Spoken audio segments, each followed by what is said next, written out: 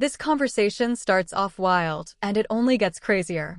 What begins as a shocking accusation quickly turns into a deep dive into marriage, control, and accountability. You've got one side framing the situation as survival, doing whatever it takes to provide for her kids. But the other side? They're not buying it. They start pulling at the details, questioning timelines, decisions, and motives. And suddenly, the narrative starts shifting. Was this about empowerment or per choices? Was the husband controlling, or is there more to the story? Stay locked in, because as more details come out, the contradictions start stacking up, and the truth gets a lot more complicated. No, he does plumbing. He's like their bitch. He does electrical. He was a plumber at a law firm? Does this woman realize she's admitting to the world she's willing to prostitute for a burrito? What kind of tests do these men need to do when they're done with this? Harlot? Yeah. I don't know what the question is. Like, do you make them take like an SAT test or like LSAT? We have conversations just like anybody else. I don't know. Like okay. I don't know. This one, Maddie?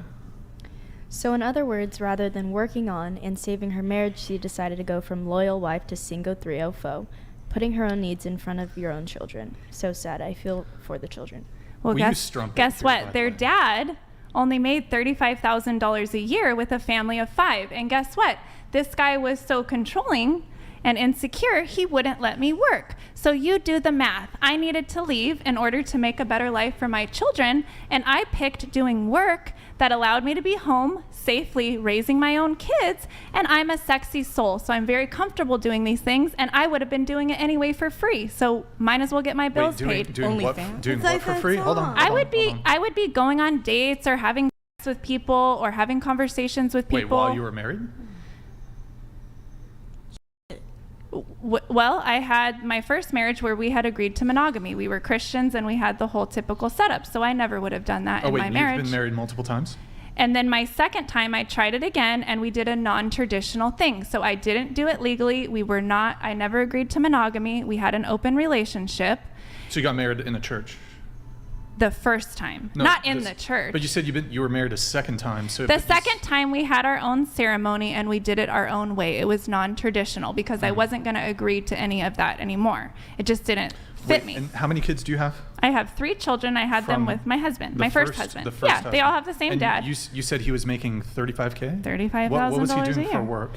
He's like a grunt at a law firm. He does plumbing. Paralegal? No, he does plumbing. He's like their He does electrical. He was a plumber at a law firm?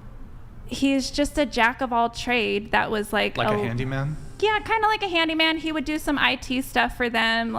He's a very smart jack of all trades guy, but his level This is where things start to unravel, and you can feel the tension building.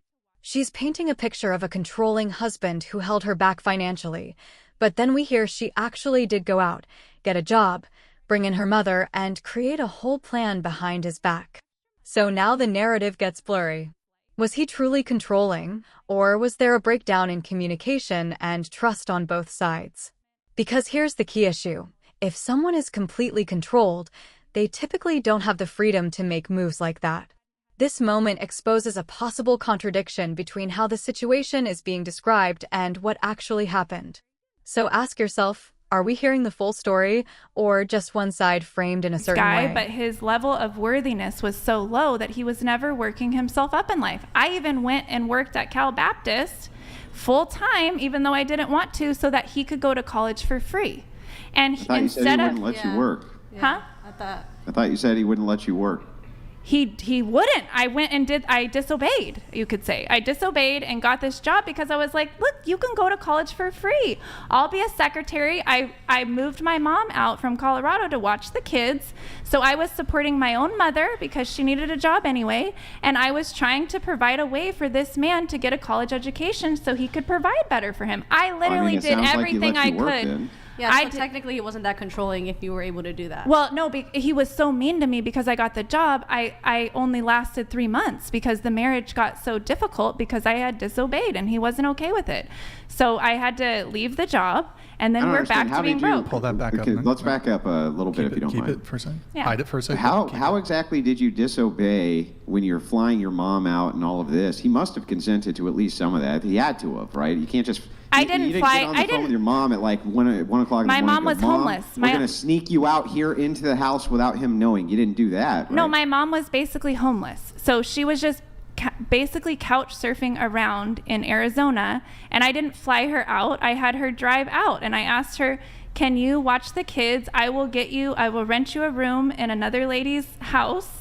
And I set everything up in order. It was like me killing 2 birds with 1 stone for my family. So I saw it as, here's an opportunity for me to make sure my mom is safe. Her job is going to be to watch my children, which I felt okay with. It's their grandma.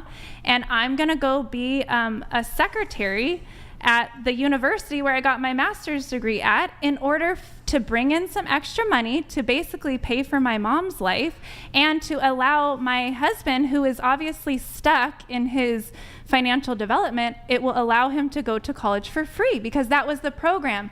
You could either go to college for free, or your spouse, if they hadn't had a degree yet, could go for free. I already had a master's degree by this time. And he didn't agree to any of this?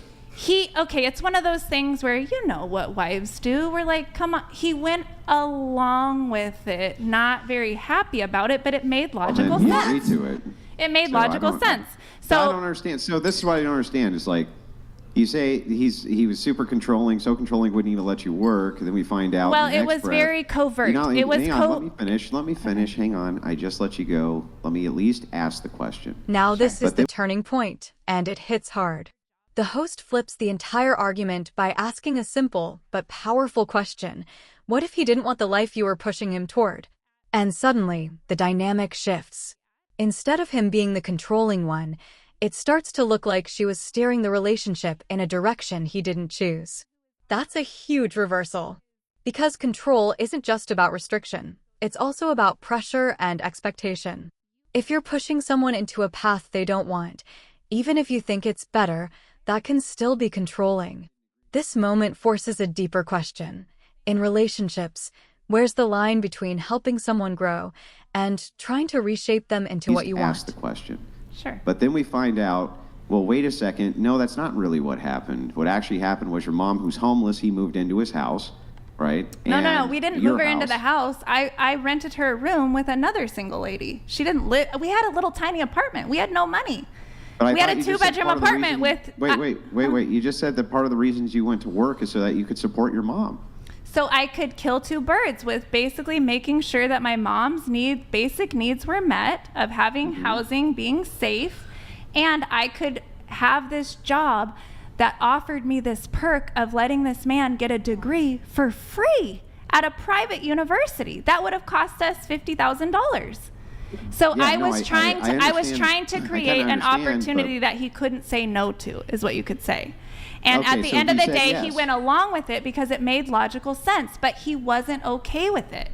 So he made my life kind of hell. I don't understand the conflict here. So because you don't understand, you obviously don't understand the dynamics in these super religious structures of a relationship. So that's why I'm asking. The problem is like, let's try to have this as a conversation, so I can ask at least some questions before you cut in mid-sentence. Otherwise, I can't even ask. So just kind of backing up, what I don't understand here is mom moves in, right? She doesn't you get move a job. in. Mom doesn't move in. She moves in with another lady that I agreed to pay $500 a month for her to live there, to rent a room. She's not living in our apartment. So this wasn't one of those situations where your husband was like, well, if you're going to do that, you need to financially support her? I'm sure he probably said something like that.